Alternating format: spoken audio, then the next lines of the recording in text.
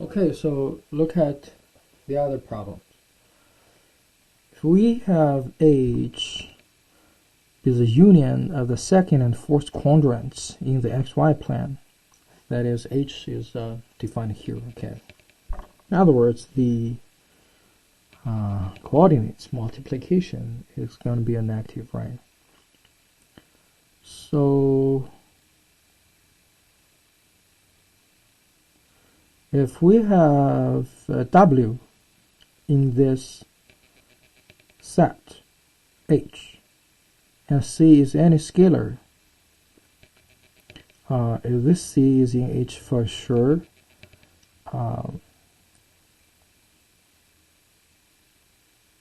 the answer is no. Easy, right? Because why is that? You see, for example, let's just take W as a vector, I don't know, 1, -2. Okay. So of course, this belongs to H, right? Oh, excuse me. And I think I made a mistake. So for any scalar, if CW is excuse me, I'm getting lost. So if W is an example for any scalar here, you see, guys, any scalar you multiply W.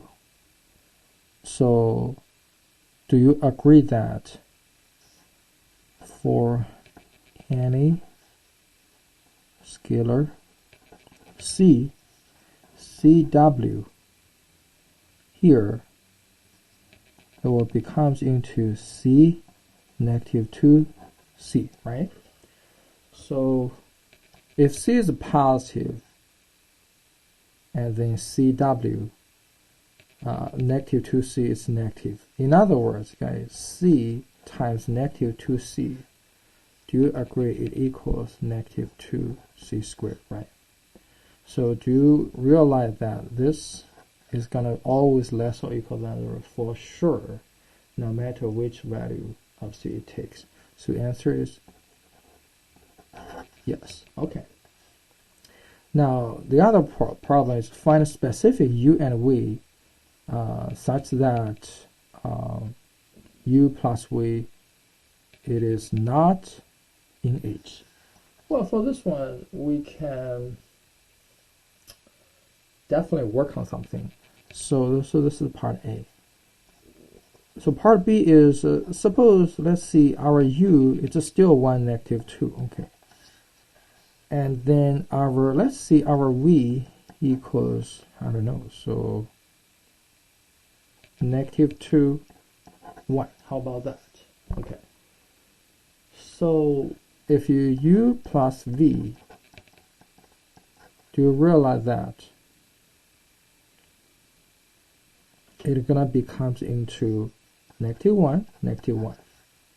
But -1 times -1, it equals 1 is greater than 0, right? So in other words, U belongs to H, V belongs to H, but U plus V does not belong to H, right? So yeah. So in other words, you can see that this H is gonna not be a subspace for R2. Why? Because I mean, zero vector is included, sure. Scalar multiplication is closed, sure, but a summation is not closed, right? So it is not a subspace. Yeah. Okay. All right. So this number 9. We have V1, V2, V3, and, well, let's call it omega. And V1, V2, V3 is the basis for R3. Now, we don't know. If this is a basis here, what you need to do is you need to make sure that, first of all, V1, V2, V3 are linearly independent. So let's see, become a basis, okay? So you need to make sure 1 is linearly independent, v2 span. Okay, so in other words, span of the set of vectors is going to equal to R3. So only those two are perfectly satisfied, then you're good. Now, as you can see, if you look carefully, V2 is 2, 1, 3. V3 is 4, 2, 6, right? So clearly, 2 of V2 equals V3. So it's not linearly independent. So hence, so V1, V2, V3 is not linearly independent. So hence, not a basis. Okay, so it's not a basis. All right, so that's the first P.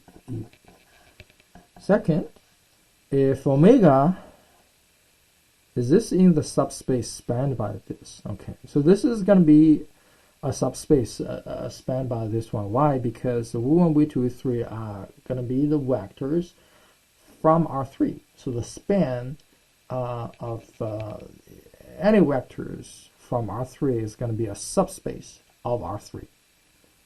So the problem, actually, you see span of V1, V2, V3, as we just discussed from this one, it actually equals span of V1, excuse me, bad handwriting, okay, and V2, okay, because again, V2 and V3, those are linearly independent. So what we need to do is equivalent to ask is omega in the subspace span by V1. Okay, so we can 1, 1, negative 1, 2, 1, 3, we can form the augmented matrix, which is 2, 1, 11, 2, 1, 11. Then do the row reduction. So row 2 minus row, row 1 becomes new row 2. Row 3 plus row 1 becomes new row 3. That is 1, 2, 2. So it's a 0, negative 1, negative 1. So this is 0, 5, 13, right? And clearly, you see, we can.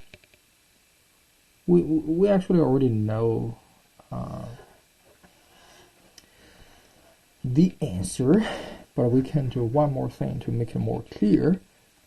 So if you do row 3 plus 5 row 2 becomes new row 3.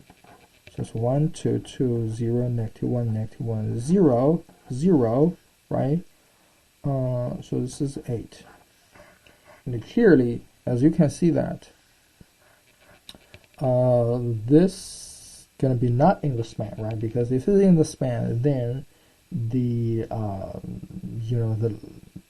the last row should be 0 only. So the answer is no.